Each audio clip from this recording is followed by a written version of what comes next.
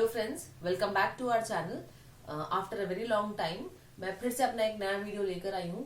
Last video में हम लोगों ने पढ़ा था about price elasticity of demand, और वी कैन से कि इलास्टिसिटी ऑफ डिमांड क्या होता है, लाइक डिमांड क्या होता है, ये हमने अपने प्रीवियस वीडियोस के अंदर पढ़ा है। उसके बाद डिमांड को कैसे मेजर किया जाता है उसके लिए भी एक और चैप्टर बना, that is elasticity of demand.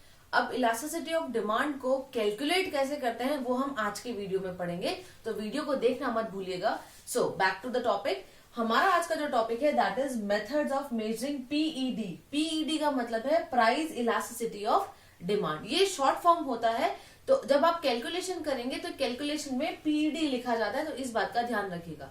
ये मैंने यहाँ पर इसीलिए मेंशन करा है ताकि आप लोगों को इसके बारे में डिटेल पता चल सके। So price elasticity of demand को कैलकुलेट करने के दो तरीके हैं। एक है आपका परसेंटेज मेथड और दूसरा आता है आपका ज्योमेट्रिक मेथड। दो मेथड के बेसिस पर प्राइस इलास्टिसिटी ऑफ डिमांड जो है वो कैलकुलेट की जाती है।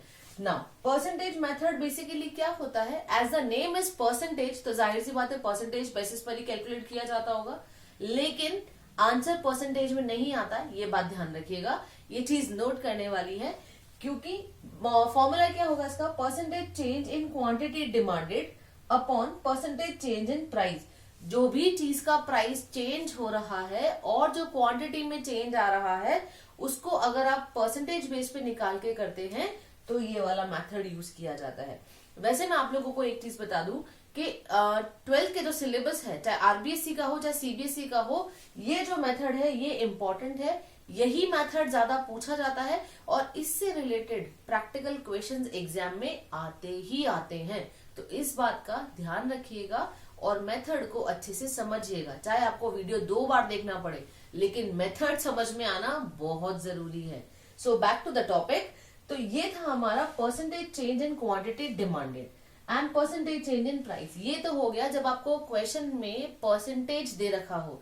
Suppose 25% change in quantity demanded and 40% change in price, तो ये जब होगा तब आप 25/40 करके इसका आंसर निकालेंगे।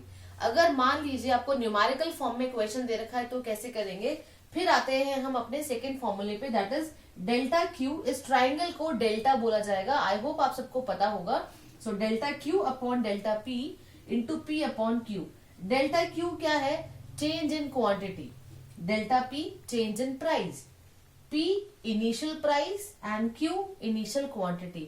जब आप इस तरीके से करेंगे तो इस तरीके के बेसिस पर आपका प्राइस इलास्टिसिटी ऑफ डिमांड का आंसर जरूर आ जाएगा। तो ये दो तरीके हैं प्राइस इलास्टिसिटी के बेसिस पर कैलकुलेशन करने के। दूसरा मेथड जो आपका आता है that is geometric method. As the name is geometric method, तो जाहिर सी बात है ग्राफिकली इसको प्रेजेंट किया जाएगा और ग्राफिकली इसको शो करते हैं। इसका फॉर्मूला क्या होगा, lower segment of DC, that is demand curve. याद रखिएगा DC means demand curve, lower segment of demand curve upon upper segment of demand curve. अब कैसे पता चलेगा कि लोअर सेगमेंट क्या होता है और अपर सेगमेंट क्या होता है। So come to the graph. ये हमने ग्राफ बना रखा है, on X axis this is quantity and on Y axis it is price. ये हम हमेशा ध्यान रखना। मैं फिर बोल रही हूँ, मैंने अपने प्रीवियस वीडियोस में भी आप लोगों को बोला था कि जब भी कोई ग्राफ बनाए उसको लेबल करना मत भूलिएगा। नहीं करेंगे एग्जाम में इसके नंबर कट जाते हैं। ये छोटी छोटी चीजें हैं जिनका ध्यान रखेंगे तो आपकी मार्किंग कहीं पे भी लूज नहीं होगी। डिमांड कर्व जो है वो डाउनवर्ड स्लोप होता है, हम सब जानते हैं। Now P is that point, Q is point on x axis, the middle point is point N। तो N से ऊपर का हिस्सा क्या कहलाएगा, अपर सेगमेंट, और N से नीचे का हिस्सा कहलाएगा लोअर सेगमेंट। और फॉर्मूला हमारा क्या है, lower segment of demand curve upon upper segment of demand curve. तो ये दो मेथड्स हैं जिसके बेसिस पर हम प्राइस इलास्टिसिटी ऑफ डिमांड को कैलकुलेट करते हैं। नाउ प्राइस इलास्टिसिटी में परसेंटेज मेथड इंपॉर्टेंट है, ये मैंने आपको अभी बताया है। इससे रिलेटेड क्वेश्चंस जो हैं वो हम अपने नेक्स्ट वीडियो में करेंगे। और उसके आगे कुछ फैक्टर्स ऐसे होते हैं जो इलास्टिसिटी, दैट मींस चेंज की डिग्री को किस लेवल पर चेंज करते हैं। क्वेश्चन थोड़ा सा अजीब है कि चेंज की डिग्री को किस लेवल पे चेंज करते हैं, but this is the thing कि जब आप कोई चीज का चेंज देखते हैं तो किस लेवल पर चेंज आता है। जैसे सर्दी बहुत ज्यादा है तो हमको किस लेवल पर सर्दी लग रही है। किसी का एक स्वेटर में भी काम चल जाता है, कोई ओवरकोट पहनने के बाद भी ठिठुर रहा है। It depends how the degree of changes show the change in another thing.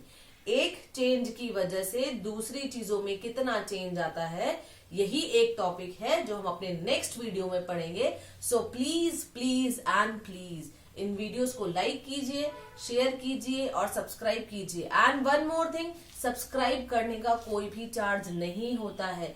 शायद कुछ लोगों को ऐसा लगता हो कि सब्सक्राइब करने के चार्जेस होते हैं, बट सब्सक्राइब करना इज फ्री ऑफ कॉस्ट। तो प्लीज इस चैनल को सब्सक्राइब कीजिए, ज्यादा से ज्यादा लाइक कीजिए, शेयर कीजिए, ताकि इसका बेनिफिट मैक्सिमम लोगों को मिल सके। Thank you.